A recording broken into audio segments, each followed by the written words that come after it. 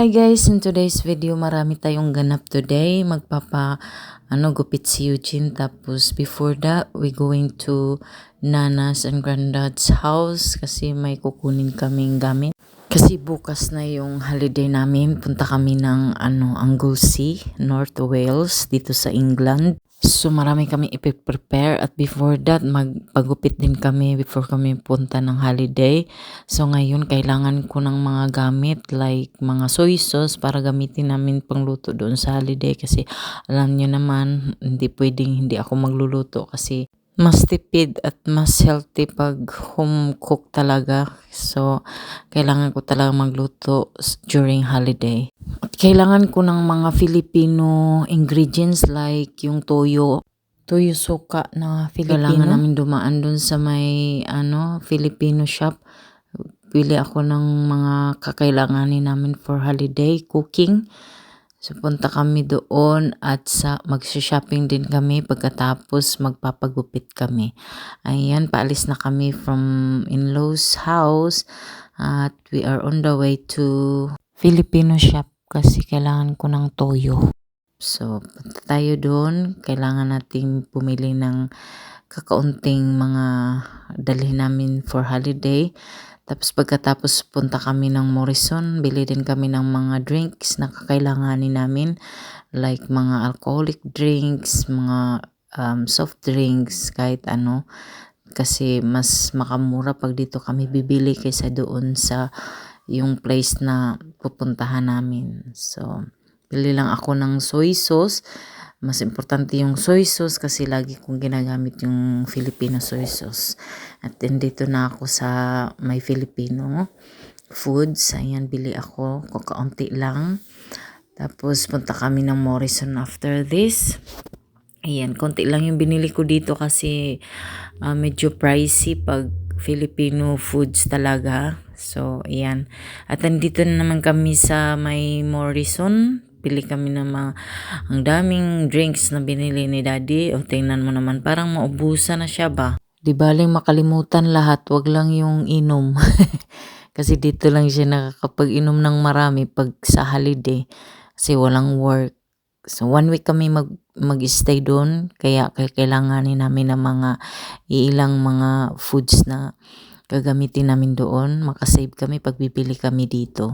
Marami-rami na rin akong na-marinate na mga meat for barbecue. Kasi yun yung mga gusto namin pag nasa holiday kami, barbecue, tapos drinks, barbecue drinks. So, marami akong na-marinate na mga meat. Tapos may mga steak din. Galing na din kami sa may butcher. Bumili na kami ng mga steak, mga sausage, yung bacon pang breakfast namin doon. So maraming eggs din na dala-dala ko. Ayan, puno yung sasakyan namin sa pagkain talaga at mga drinks. At dito, hinatid na namin yung mga foods namin at nagbihis si Eugene kasi nadumihan yung t-shirt niya. Andito kami sa may barber shop and magpapagupit si Eugene. Kasi before kami umalis bukas, kailangan nakagupit siya kasi mainit na, summer na dito. Kaya kailangan na nilang magpagupit ni Eugene tsaka ni Daddy. Ayan, nandito siya. Sanay na siya magpagupit kasi ito na yung suki niya sa gupitan. Ayan, hindi na siya umiiyak, hindi siya nag-still lang siya pag nasa barber siya. So, sanay na. Ayan, medyo excited na siya. Alam na niya kung ano yung gagawin niya. Suki na namin to siya kasi may patient siya na maggupit ng mga bata. Gusto ko tong barber na to kasi mataas yung patient niya. Yung una, dati si Eugene medyo naiilang pa siya pero ngayon medyo sanay na siya. Numinti na siya, nag-smiling, parang normal na sa kanya na yung magpapagupit. Ayan, hindi na siya umiiyak, hindi na nag-still siya. Sobrang bait ni Eugene pag magpagupit, wala kang problema kung gupitan siya. Gusto ko yung short na gupit kasi sobrang linis pag short yung hair. Kaya yun yung sinabi ko sa kanya na pareho pa rin nung dati kasi gusto ko mukhang malinis yung si Eugene tingnan pag short hair. pagkatapos nito yung daddy naman niya ang next na gupitan kasi mahaba na rin ang buhok ni daddy. Usapang presyo ng gupitan dito is mahal. Compare sa Pilipinas dito yung bata 9 pound tapos yung adult 10 pounds. So sa mga nasa mga kulang-kulang 1,000 na ata sa atin yan. Kaya kung minsan ako yung nagugupit sa asawa ko para makatipid. Dati ako nagugupit sa asawa ko kasi gusto lang naman niya short na gupitan. Pero paminsan-minsan sinasama namin siya dito sa may barber kaya nagpapagupit din siya. Pero dati talaga ako lang nagugupit ng buhok ni daddy.